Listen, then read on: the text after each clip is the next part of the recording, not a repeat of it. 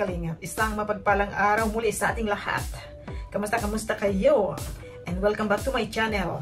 So bago ang lahat, wag natin kalimutan muna, siyempre ang Kalingap founder, si Kuya Bal Santos Matubang, at i-eat the vlog, si Kalingap Rap, at sa lahat ng Kalingap supporters and partners. Kung bago ka pa lang po sa aking channel, paki-subscribe naman po at huwag kalimutan pinutin ang notification bell para ma-update naman po kayo sa aking susunod na vlog. Ito po ay solid and legit reactor ng Kalingap po. Thank you very much. Today's video po ay ating bibigyan ng reaction ang ginawa ni Kalingap Ian sa ating dalawang Kalingap Angels. Si Carla at saka si Joy ay pinrank ni Kalingap Ian. Nagprank po ito si Kalingap Ian sa kay Joy sa kay Carla. At dito po natin malalaman kung ano po ang kanilang ugali, kalooban. Mayroon silang kanya-kanyang paliwanag, mayroon silang kanya-kanyang payo kay Ian. Kanya-kanyang payo na kahit ito wala pa silang mga experience sa buhay dahil sobrang bata pa nila. Wala pa silang experience kung paano i-handle ang mga bagay na ito, pero nagawa nila. Naibigyan nila ito ng justice. Ika nga. Ito si Kalingap Ian ay tinrank itong dalawa na naghiwalay silang mag-asawa. So, pakinggan natin ang payo ni Joy, ang payo ni Carla. Magkaiba sila ng way kung paano nila ito papayuan si Kalingap Ian. Magkaiba ng concern. Magkaiba ng pagmamahal na pinapakita at pinaparamdam bilang isang kaibigan. Pero iisa lang ang laman ng kanilang puso. May kabutihan. Kabutihang loob. Papakinggan natin muli, mga Lods, mga Kalingap, ang dalawang Kalingap Angels, Joy and Carla. Papakinggan natin ang kanilang boses kung paano sila mag-advise kay Kalingap Ian na nagkaroon ito ng problema. At ito mga Lods, pakinggan natin kung gaano nga ito ka-matured mag-advise si Joy. Paano siya mag-advise kay Kalingap Ian. Napaka-matured at malalim ang kanyang advice dito. So mga Kalingap, tinatawagan na po natin si Joy. Hello? Hello po. Hello, Joy? Kuya Ian. Nasa apartment ka na? Opo, kakauwi lang. Pwedeng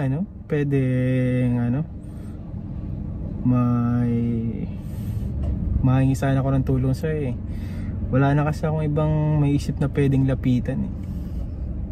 Ay, sige po. Ano po yun? Ano kasi kami eh. Ano po yun? Nagka-problema kasi kami ni Ate Emmy mo ay. Si Ate Emmy mo gusto na makipaghiwalay ay. Hello. Paano kaya to? Nabigla Ano nga po? ako. Nakakabigla. Ano po? Grabe. Ano po may tutulong po, Kuya Ian? Baka, di ba may close man kayo na Ate Emmy mo? Baka pwedeng baka pwedeng tulungan mo kausapin si ate mo. Ayoko kasi akong kausapin ay. Hindi na sagot tawag ko, binlock na ako. Pinalayas na ako sa bahay ay. Ay. Sige po, ko. I-chat ko po, tatawagan. Anong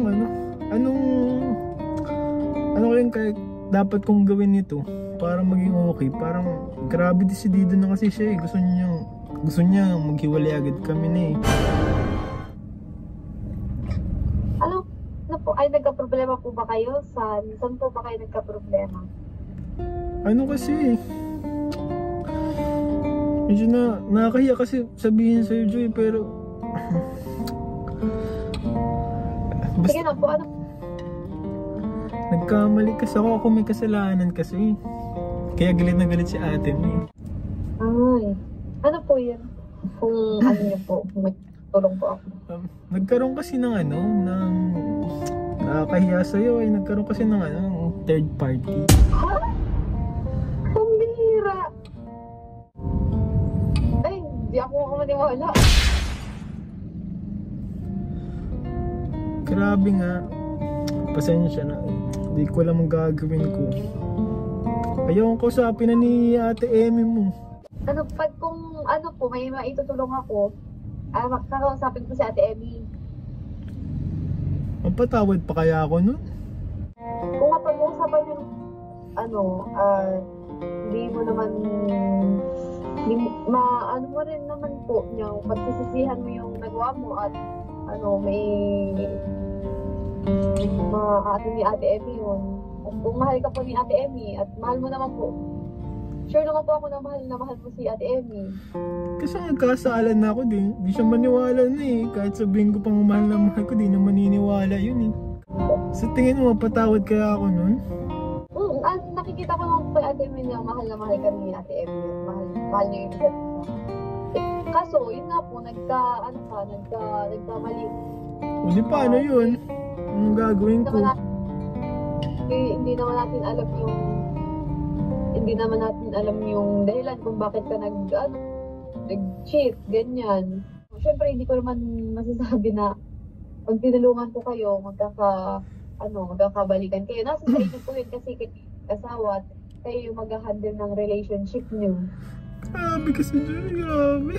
Na po, ang best way na niyo po gagawin niyo is kausapin si Ate Emmy, tas i-settle niyo yung kung ano yung problema niyo sa ganyan. Pag-usapan kung maayos pa. Alam ko naman pong mahal ka ni Ate Emmy at mahal mo si Ate Emmy. Bakit na Grabe kasi.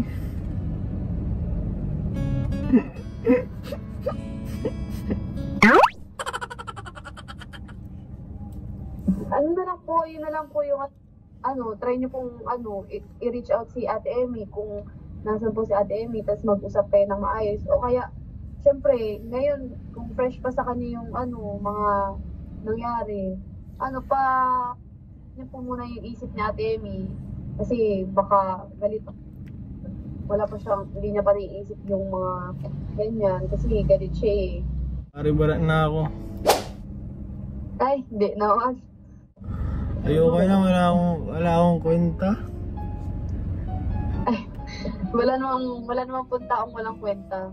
Iniisip lang natin na wala tayong kwenta kasi may nagawa kang mali. Pero, may kwenta ka pa din. Oo.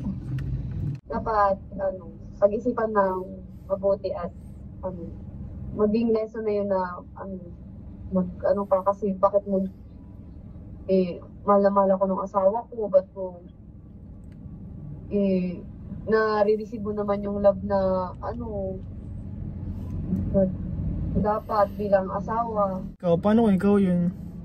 Parang, mapatawad mo pa rin yung partner mo pag ganun? Sa akin po, kung hindi naman sa akin, para sa akin, magbibigay ako ng chance. Pero karapat dapat kang bigyan ng chance. Kasi kung uulitin mo, magsasorry ka, tapos uulitin mo nang uulitin, hindi ka nakarapat dapat na bigyan ng chance. Bakit pa ako magtitiwala?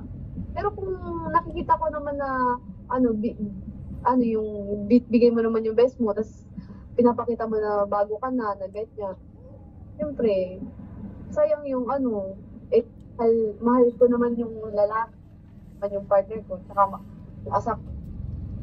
para na rin sa kunwari may anak na ganyan. Siyempre, isipin ko na lang yung yung ganyan. Wala na akong experience pa sa ganyan. Pero kung nakatulong mo po, mas mabuti. Joy. Bukod kasi dun sa kasalanan ko kay Emmy, may iba pa akong kasalanan ay. Pa po yun. Na pinaprank lang kita. No. At ito naman po si Carla, pakinggan natin ang kanyang saloobin na sobra siyang nag-worry dito. Hindi niya alam kung anong gagawin niya. Pero mayroon siyang ginawa. Po. Hello, Carla? Hello po kayo, Ian. Good evening po. Nasaan ka? Daan dito po sa apartment po. Pasensya na, biglaan yung tawag ko Okay lang po. Bakit po? Nagka-problema kaya kami ni ni Ate Emmy mo. Hala, bakit po? Bakit po kulit yan? Pinaano ako?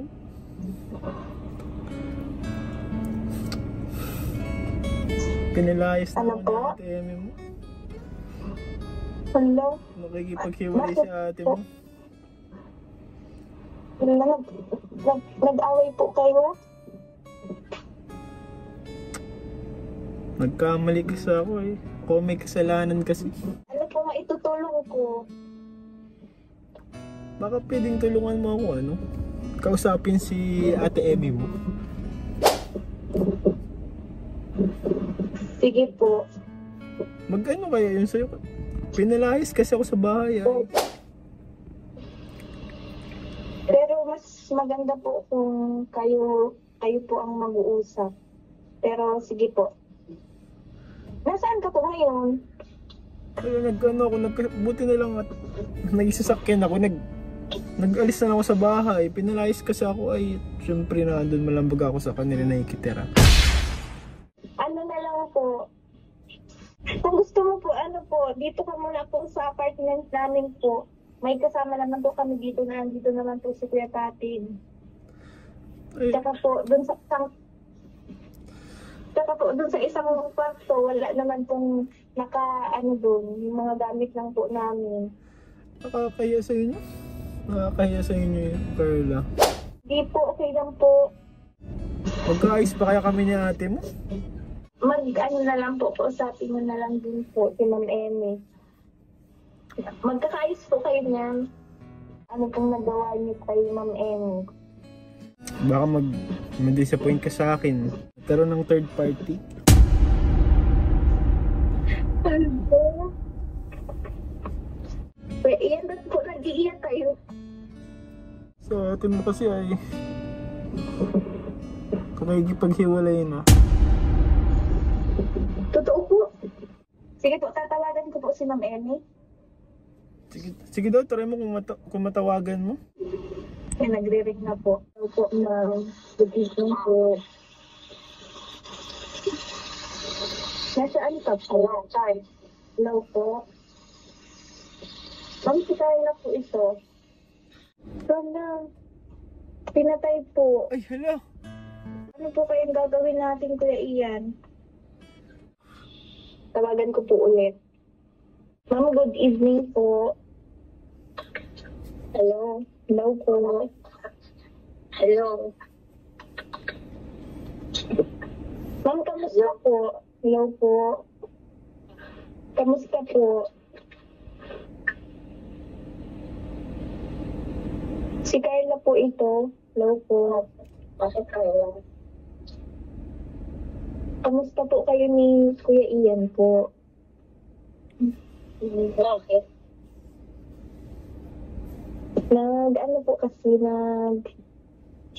Tumawag po. Actually, kausap ko po siya ngayon. Tumawag po. Daw po, nag-away daw po kayo. Bakit naman sa inyo nagtawag po? Nagpapatulong po kasi po ayaw na daw po siyang kausapin. Bakit sa inyo? Bakit sa inyo ito? Yan na po.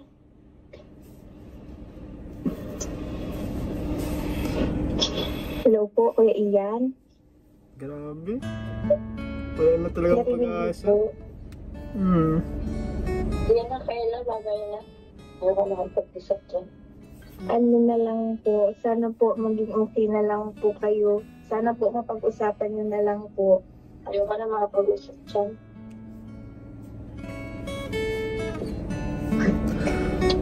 Grabe. Sige na po. Tamad-tamad. Pasensya na nakapalag pa kayo. Sige po.